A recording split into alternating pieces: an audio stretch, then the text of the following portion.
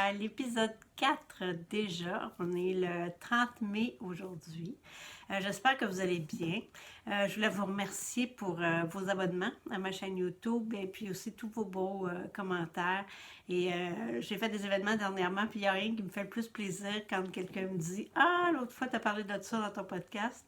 Ça me fait vraiment plaisir de voir que vous m'écoutez et que vous êtes attentifs. Alors, j'espère que vous allez bien. Alors, je vais faire les présentations plus en long et en large. Alors, vous pouvez me trouver sur Facebook sous Colorista Geneviève et sur Instagram aussi. Dans Ravelry, mon ID, c'est Geneviève P. Vous pouvez m'ajouter à vos amis, évidemment. Et j'ai un groupe qui s'appelle Colorista aussi dans Ravelry et vous allez trouver toute l'information sur les projets dont je vais parler aujourd'hui. Ça va être dans la rubrique épisode 4 du groupe. Vous pouvez aussi m'écrire à coloristageneviève@gmail.com et ma boutique c'est colorista.biz/boutique. Alors aujourd'hui, j'ai vraiment beaucoup de choses à vous présenter. J'ai des achats, j'ai pas beaucoup de projets terminés, mais j'ai beaucoup de projets que je souhaite faire. Alors, je veux avoir un peu votre avis là-dessus, voir ce que vous en pensez. Alors, sans plus tarder, on va commencer. Je vais prendre une petite gorgée d'eau avant. Bon, assez l'hydratation. Alors, on va commencer par les projets terminés. J'ai terminé le pull solstice de Marie-Christine Lévesque, qui est magnifique. Je l'aime beaucoup.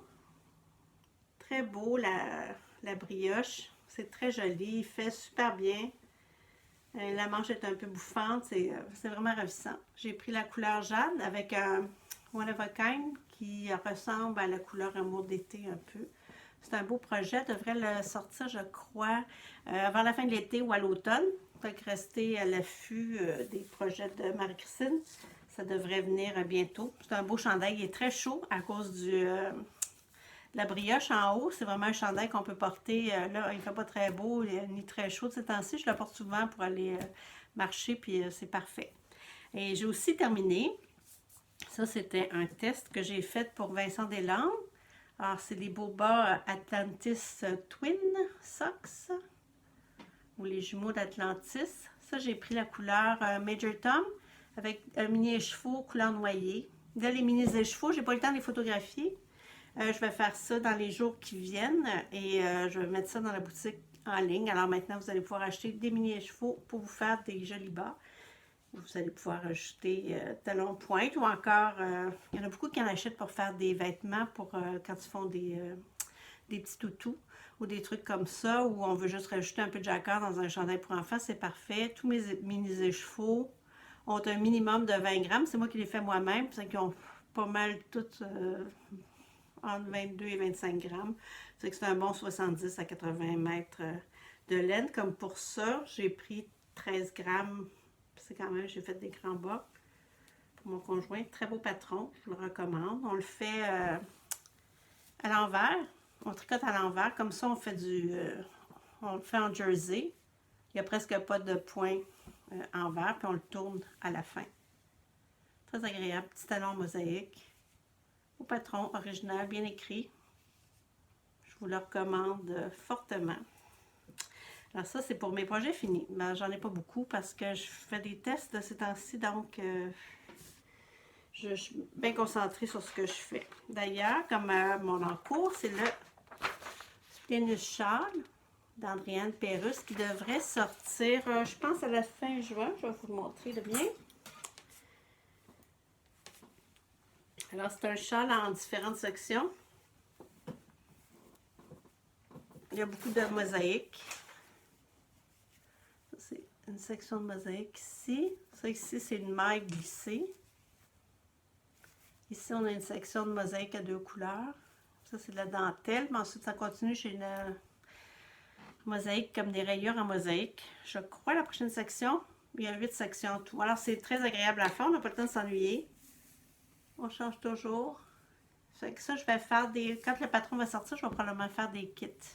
Comme ça, c'est pistil avec Diamond Dogs, ici, et prune. Fait que ça va faire un très beau châle. Très original. En tout cas, j'ai bien du plaisir à le tricoter, mais c'est un peu, il faut l'avoir fini pour dans une dizaine de jours, quinzaine de jours. Alors, je me consacre à ça pas mal à temps plein en ce moment. Donc, c'est pas mal ça qui m'occupe. Puis, j'ai mes petits bas fougères. C'est mon petit tricot de voiture ici. Qui avance aussi, là, ça va bien. Je devrais les terminer probablement après le test. Là, vraiment, je me concentre. La dentelle est vraiment belle sur l'avant.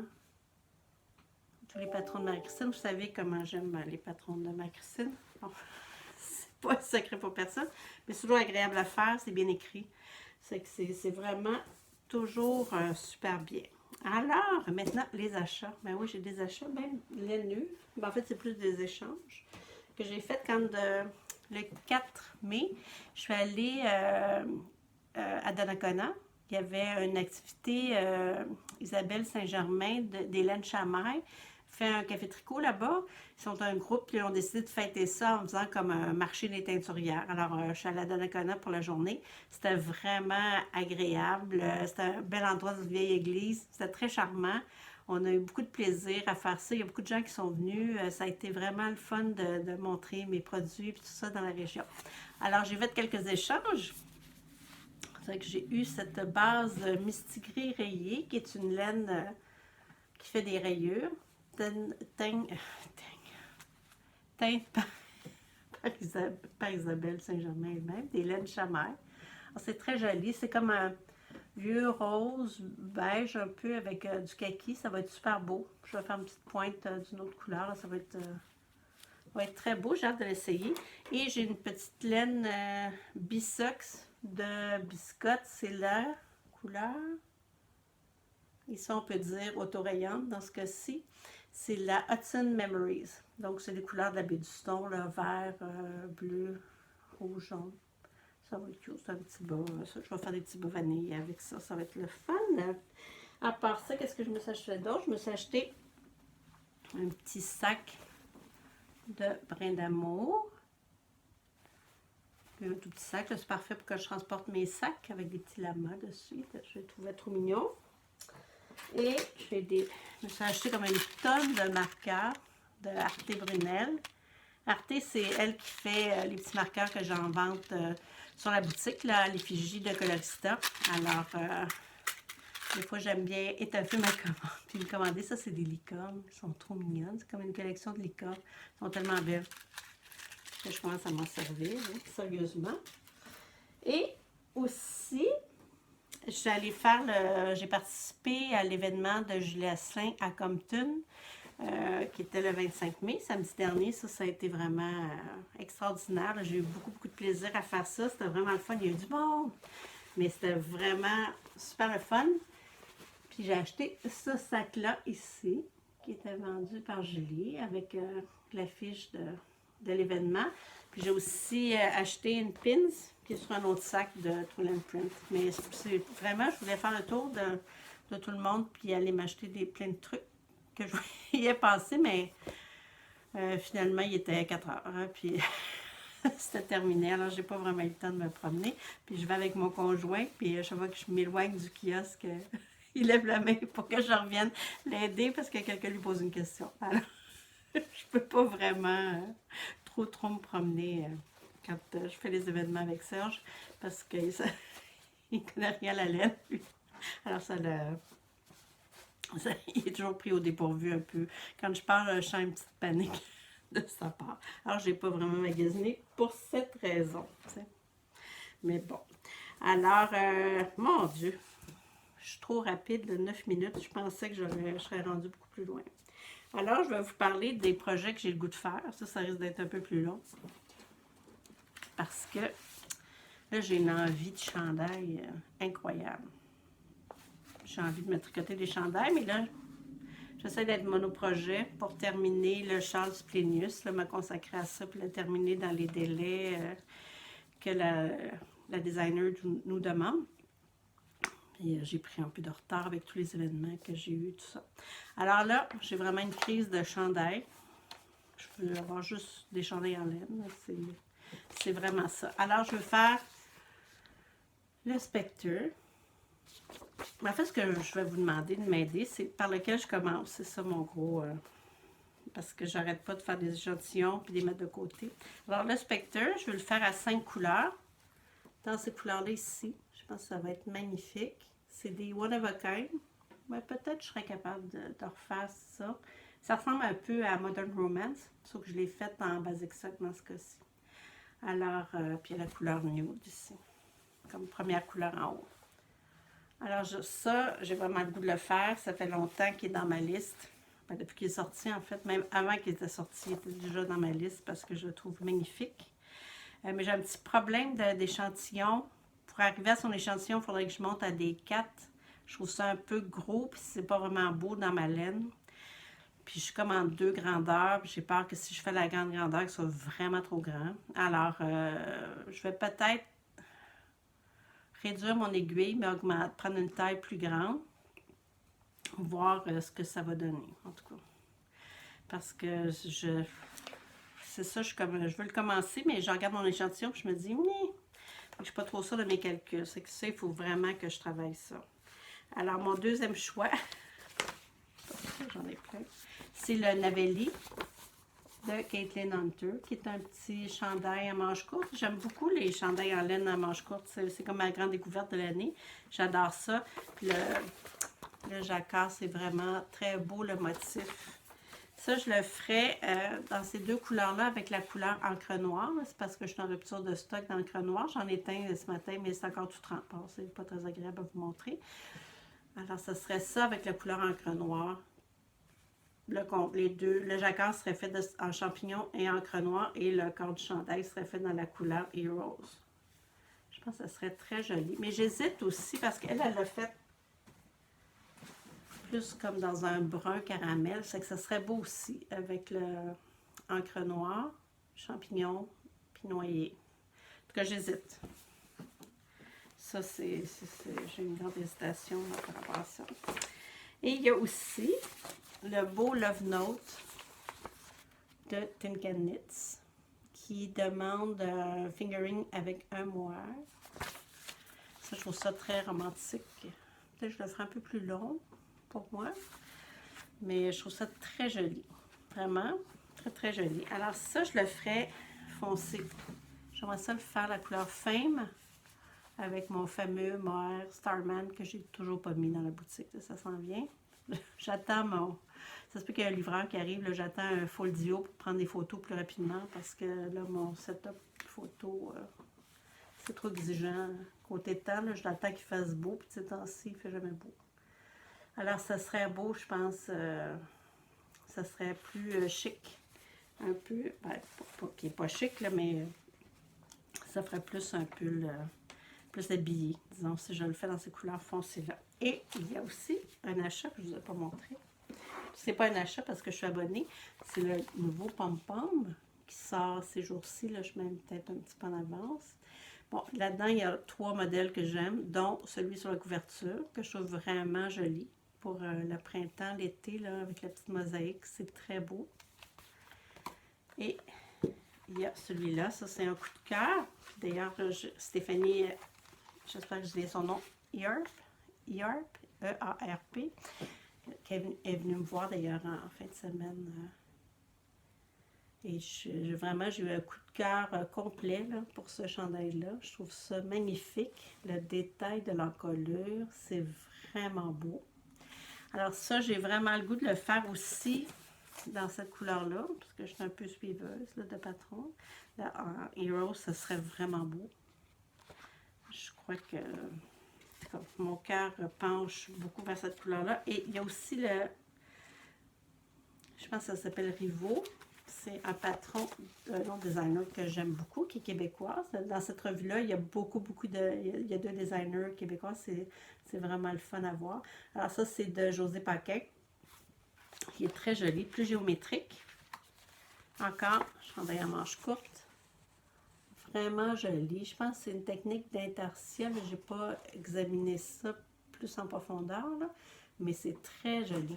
Alors ça pourrait être beau aussi... Heroes avec Ziggy, puis peut-être encre. Hein? On fait ça avec ça. Excusez-moi. Et ça ici. ça pourrait être très joli aussi comme mix pour faire. Alors, j'ai tous ces patrons-là que j'ai le goût de faire. J'ai juste 2 mains. Je suis un peu triste de ne pas pouvoir tricoter comme une vraie machine. Mais bon, ça, c'est la vie.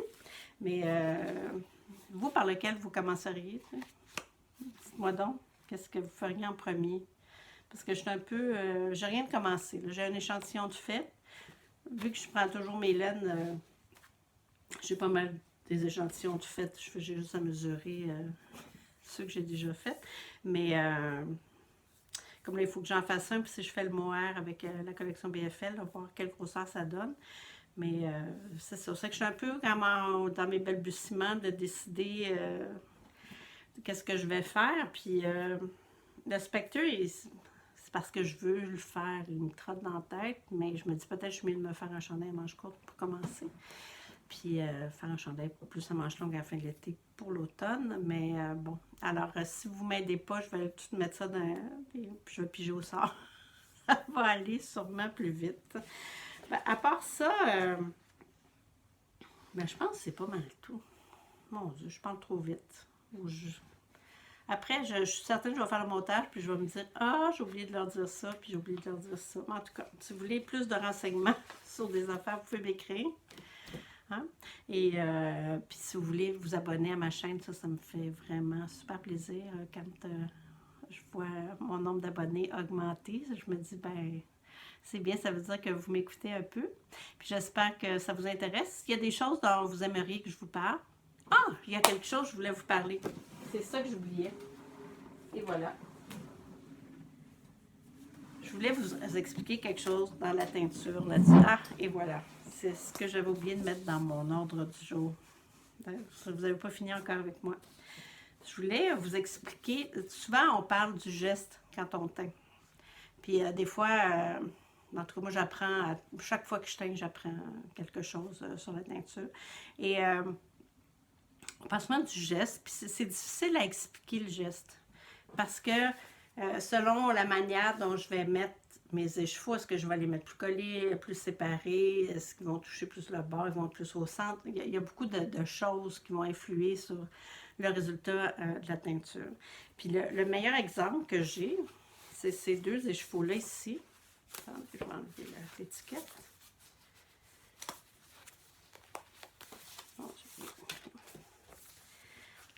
C'est exactement, moi je suis très minutieuse sur les recettes. Toutes mes recettes sont écrites, c'est mesuré au millilitre près.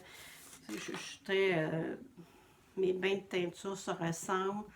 Des fois, je vois plus de différence dans le même bain que d'un bain à l'autre. C'est vraiment souvent une question de positionnement dans le chaudron. Comment je dépose.